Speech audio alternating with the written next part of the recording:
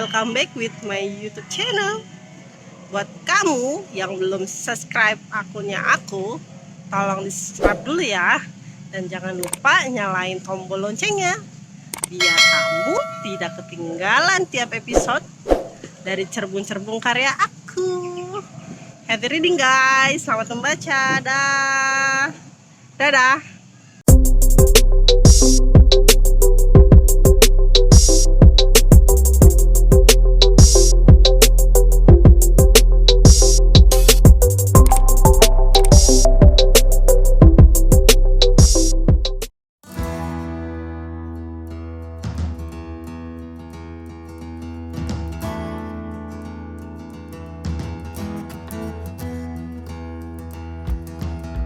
Mas Jazirah mengangkat teleponku.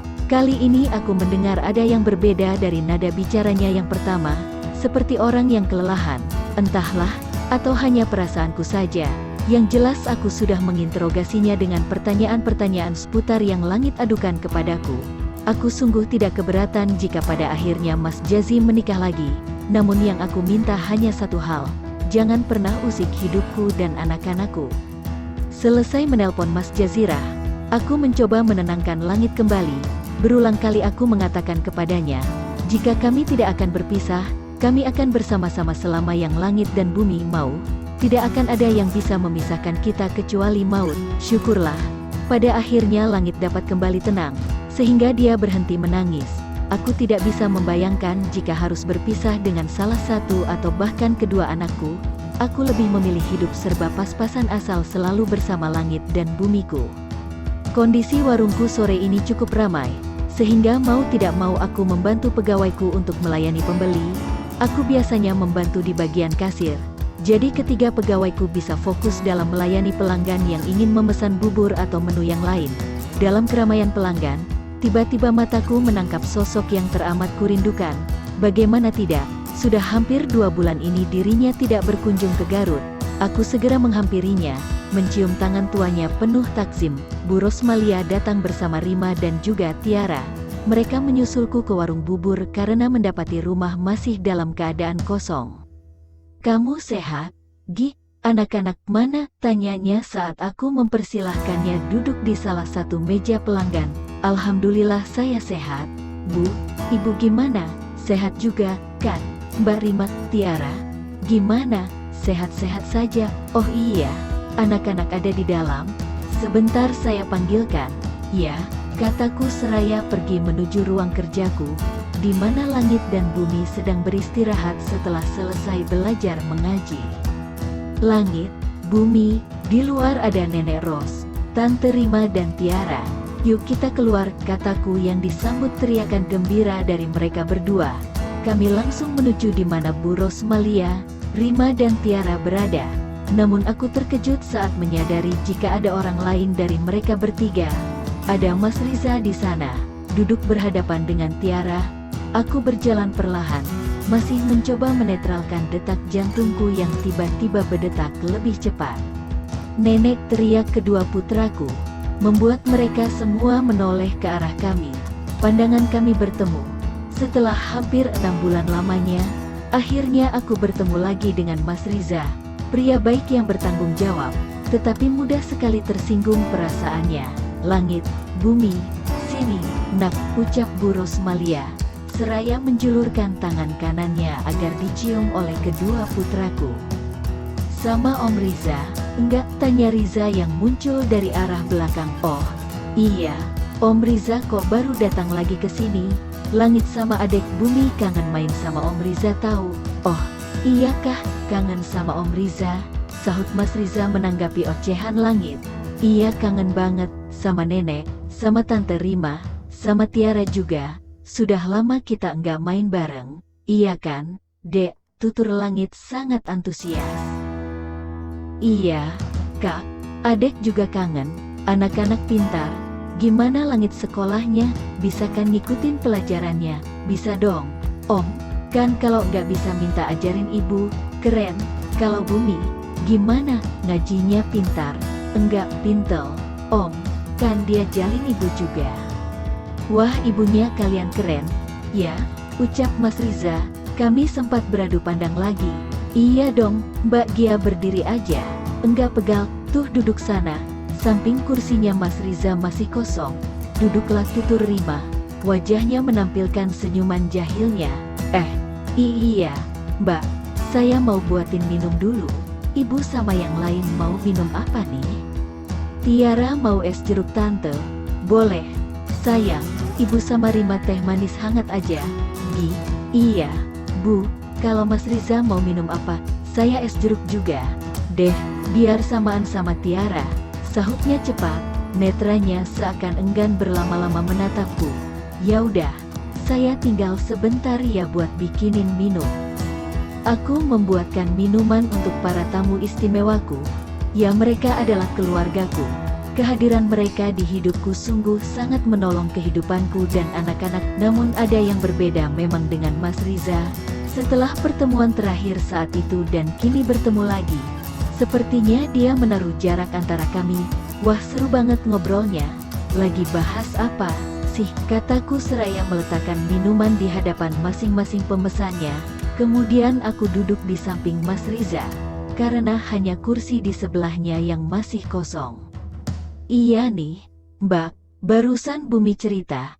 Katanya tadi ada Mas Danis datang ke sini, tanya Rima antusias.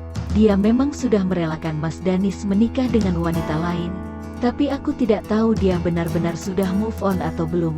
Oh, iya, katanya kangen makan bubur di sini. Sekalian ngasih undangan pernikahannya dengan Mbak Tiara. Ibu sudah dikasih undangan juga sama Mas Danis. Belum? Sudah, kemarin dia ke rumah pas di Jakarta. Acaranya masih 2 pekan lagi. Kamu nanti datang nginep di rumah, ya? Sekalian nanti biar Riza sama Rima bawa anak-anak liburan keliling Jakarta. Tutur Bu Rosmalia penuh semangat. Aku tenang sekarang, karena ibu sudah kembali pulih, sehat. Iya, Bu, insya Allah. Mbak, emang ayahnya anak-anak mau nikah lagi? Pertanyaan Rima membuatku terkejut. Dari mana dia tahu? Atau Langit yang bercerita? Mbak Rima dengar kabar dari mana? Tadi Langit yang cerita. Benar begitu? Nah kan. Setelah ini tolong ingatkan aku untuk memberitahu Langit, agar tidak selalu menceritakan masalah kami kepada siapapun. Saya sebenarnya belum tahu beritanya seperti apa, Bu. Memang tadi Langit pulang sekolah ketemu sama adiknya Mas Jazirah. Langit cerita kalau bibinya itu memberitahu kalau ayahnya anak-anak mau menikah lagi. Cuma saya belum dengar langsung dari Mas Jazirahnya. Dia masih suka nengokin anak-anak Masih, Bu. Sebulan sekali Mas Jazirah pasti kesini buat jenguk anak-anak, sekalian nitipin uang saku buat mereka. Tapi tadi Langit juga bilang kalau Jazirah nikah lagi. Langit disuruh ikut dia. Iya, Bu. Keluarga Mas Jazirah seperti enggak pernah bosan mencari masalah sama saya. Terus kamu gimana? Kamu sudah hubungi Jazirahnya? Sudah, Bu. Tapi Mas Jazirah enggak paham dengan yang saya bicarain. Jadi saya ambil kesimpulan jika keluarganya hanya mengada-ada. Lo gimana? Desak Bu Rosmalia, membuatku menarik nafas panjang. Langit, tolong ajak Bumi sama Tiara main di dalam ruang kerja Ibu. Ya, Ibu mau bicara dulu sama Nenek, Tante Rima dan Om Riza. Tiara mau sekalian diambilin bubur. Sayang, mau. Tante, Tiara mau bubur ayam ya? Tapi enggak pakai sambal. Iya, sayang. Nanti diantar ke dalam, ya? Langit sama Bumi mau juga. Nak, enggak, Bu, kan kita baru makan. Sahut Langit mewakili adiknya. Oke deh, Vina, sini Vin. Iya, Bu, ada apa? Tolong buatkan bubur ayam. Enggak pakai sambal terus kamu antar ke dalam.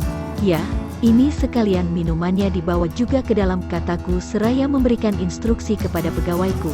Baik, Bu, terima kasih, Vin.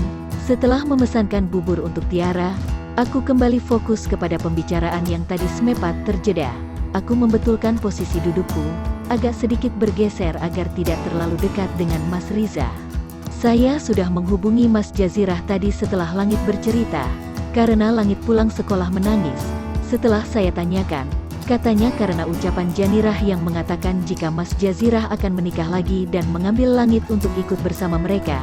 Aku langsung menghubungi Mas Jazirah, tapi seperti yang saya bilang tadi, Mas Jazirah seperti tidak paham dengan yang saya bicarakan. Sebenarnya saya juga tidak tahu, Mas Jazirah benar-benar tidak tahu masalah ini atau hanya berpura-pura tidak tahu. Tapi yang pasti, saya sudah tekankan sama dia, jika sampai kapanpun anak-anak tetap sama saya. Seperti hasil persidangan tahun lalu, jelasku menceritakan semuanya. Aku melihat mereka menyimak penjelasanku dengan serius. Namun ada satu hal yang belum aku ceritakan kepada mereka, yaitu mengenai teror preman yang tadi siang datang. Beruntung tadi bumi sedang tidur dan langit belum pulang sekolah, jadi mereka berdua tidak mengetahui kejadiannya. Kalau ini hanya akal-akalan mereka, lalu apa untungnya? Kini aku tahu, jiwa pengacara yang nurun kepada Mas Riza dan Mbak Rima itu turun dari siapa. Saya juga enggak tahu, Bu, mungkin hanya ingin mengganggu kehidupan kami saja, sahutku pasrah. Atau memang mereka ada rencana lain? Kamu harus waspada. Baik, Bu, apa kamu perlu bantuan kami? Untuk mencari tahu masalah ini? Enggak usah, Bu, terima kasih. Insya Allah saya bisa mengatasinya. Ya udah kalau kamu bisa sendiri. Tapi kalau ada apa-apa dan kamu butuh bantuan, jangan sungkan bilang kami ya. Telepon Rima atau Riza, mereka pasti membantu kamu. Iya, Mbak, jangan sungkan. Ya, iya, Mbak, terima kasih. Oh iya, Ibu, Mbak Rima dan Mas Riza mau makan di sini atau saya masakin aja di rumah? Kita makan di rumah aja ya. Ibu kangen masakan rumah yang biasa kamu buatin. Di Jakarta ibu jarang masak, jadi lebih sering pesan makanan. Rima dan Riza kan sibuk di kantor firmanya, tutur ibu mengeluhkan. Oh, gitu. Ya udah, saya siap-siap dulu ya, Bu. Setelah itu kita pulang sama-sama. Aku permisi untuk kembali ke ruang kerjaku. Setelah itu, aku membriefing ketiga karyawanku untuk langsung menutup warung ketika pelanggan terakhir pulang. Karena memang jam sudah menunjukkan pukul 5 sore, sudah WKA-nya kami tutup. Aku menyempatkan menghitung pendapatan dan memisahkannya dengan uang modal untuk besok hari. Setelah itu aku mengajak anak-anak untuk keluar ruangan dan mengunci ruang kerjaku. Karena aku membawa sepeda motor, jadi aku pulang sendiri, sedangkan anak-anak ikut di mobil Mas Riza. Sebelum pulang ke rumah, aku menyempatkan diri mampir ke warung Bude Room untuk membeli beberapa bahan untuk dimasak. Ada janda sukses, nih, cari apa? Hingga sekarang perlakuan Bude Room kepadaku tidak berubah. Masih saja suka mengatakan hal yang menyakiti hati, walaupun tidak separah dulu. Mau cari ayam potong ada, Bude? Sekalian sayur sop dan tahu tempenya masing-masing sebungkus. Kalau ada ikan asin juga boleh. Tuturku menjelaskan belanjaan yang kucari. Nih sudah semua. Ayam seekor 45.000, sayur sop 7.000, tempe sepapan 10.000, tahu sutra 165. Ini ikan asin bulu ayam 5.000. Totalnya jadi 73.000.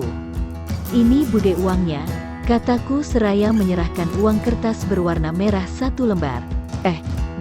Kata mantan mertuamu, emang kamu ngerebut semua harta yang Jazirah punya ya? Makanya kamu bisa bikin warung bubur besar begitu? Tanya Bude Room, seraya memberikan uang kembalian kepadaku. Berita apa lagi ini?